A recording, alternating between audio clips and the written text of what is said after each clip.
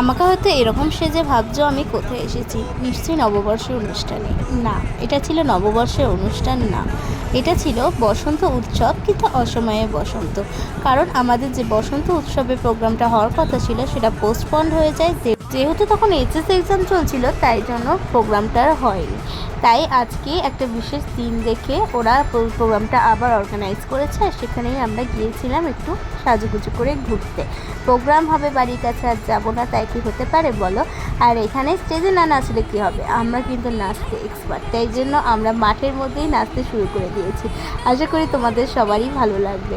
আর এই বছরে যেহেতু বসন্ত উৎসব, আমরা 2 থেকে 3 বার খেলে নিয়েছি, অর্থাৎ রং অনেকবার খেলে নিয়েছি, তাই জন্য বেশ কিন্তু মজা লাগছিল। লোকের ভিড়টা একটু কমই ছিল, কিন্তু তাও কী আছে, তাও মজা করে নেবো আমরা। এখানে আমরা একটু গানে নেচে নিচ্ছিলাম, আর সত্যি কথা বলতে মোটামুটি এনজয় হয়েছে, বেশ ভালোই লাগছিল।